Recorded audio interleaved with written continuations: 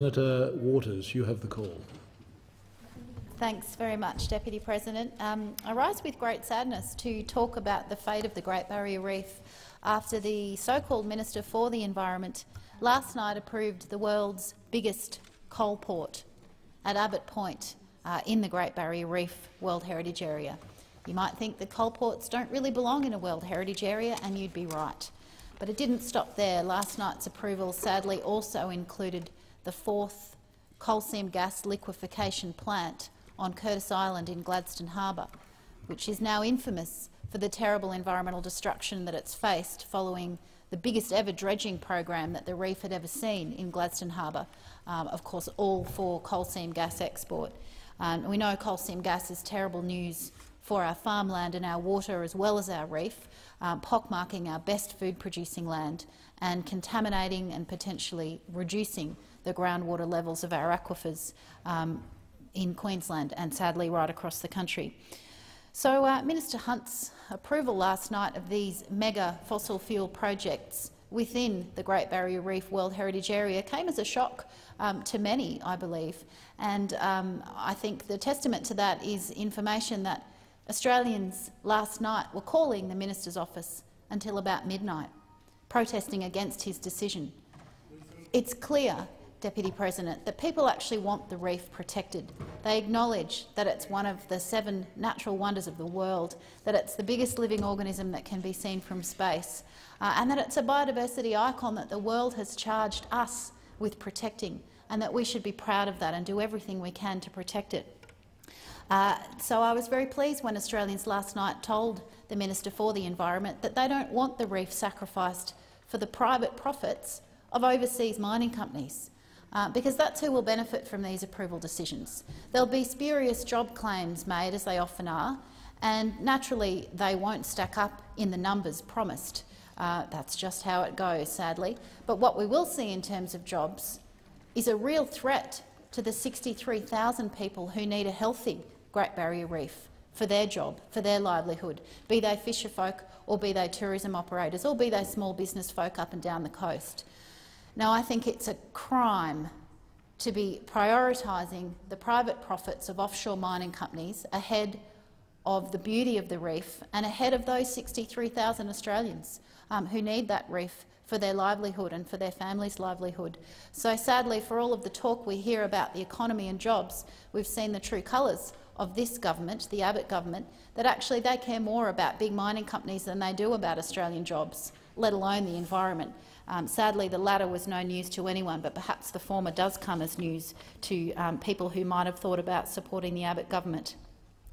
Now, Minister Hunt has been on the airwaves today trying to justify his decision, and in fact it was quite amusing, I thought, to hear Senator Cormann say that this world's biggest coal port is going to be good news for the reef because it's going to fix water quality. I all but laughed. The condition that Minister Hunt, one of them, that he has imposed, would require the dredging company to save 4.5 million tonnes of sediment from entering the reef catchment. A noble aim. In fact, an aim that's occupied the Commonwealth, the Queensland government and many hard-working Queensland farmers for the last 5 years, whereupon, with all of that resourcing, $200 million, they've been able to save 200,000 cubic metres of sediment. So now, miraculously, magically, Minister Hunt thinks that the dredging company can do better than the Commonwealth, better than the Queensland government, better than those farmers are already doing, and save 20 times that amount of sediment, just so it can have the permission to dump that sludge offshore. Well, it's not going to work. We all know it's not going to work. And sadly, we also know that nobody's going to be watching to make sure those conditions are complied with. I wish they were, but they've been sacked. The Campbell-Newman government in Queensland has already sacked 220 workers from the Environment Department. We know that there's been unfortunate retrenchments already from the Federal Environment Department, and we're expecting more under this government's pre-election promises and the Commission of Audit, headed of course by none other than the Business Council head, Tony Shepherd. So where are those people that will actually enforce those conditions? They've lost their job, much like the tourism operators and the fishers in the reef that will lose their job when the reef gets put on the World Heritage in Danger list, because this government would rather see profits flow offshore to big mining companies than to actually act in the interests of the reef. It's a criminal shame. So the conditions, I have no confidence, can even be complied with, nor will anyone be paying any attention as to whether they are in terms of the regulators, because they've been sadly sacked.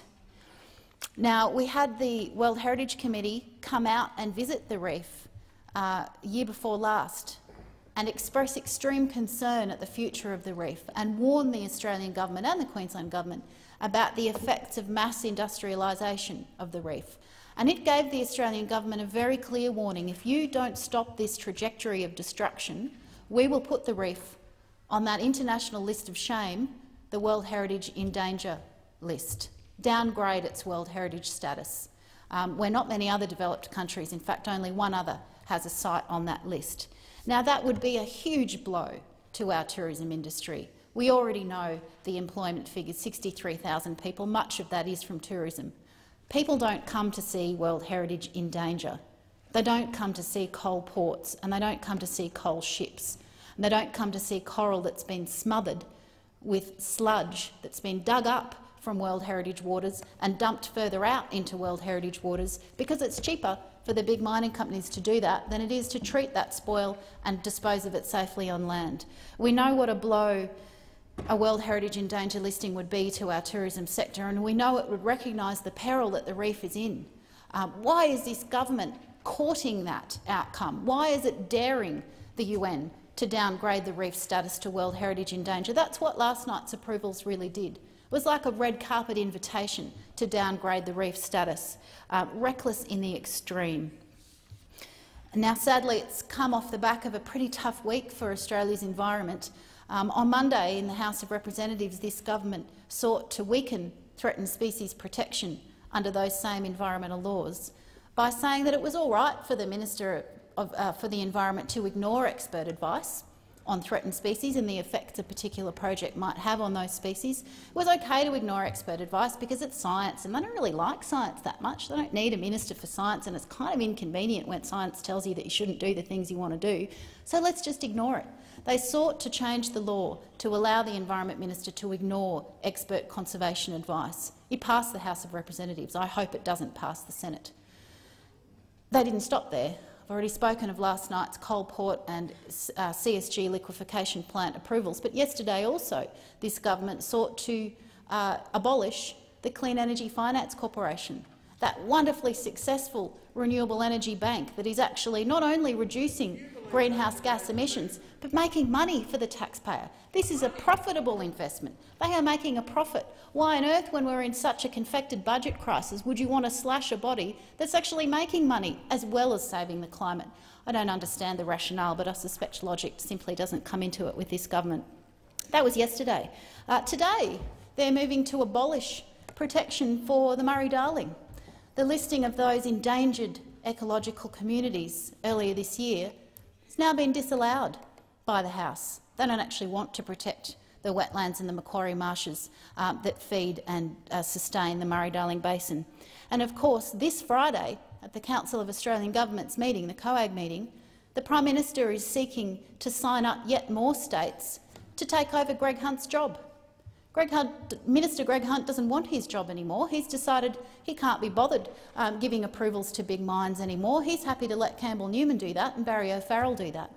This plan, which unwinds 30 years of history where the Commonwealth has been able to step in and protect icons, species, places that are nationally significant, the Prime Minister wants to get rid of that on Friday.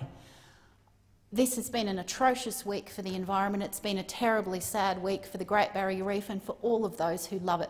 We know that it's not just Australians who love our reef.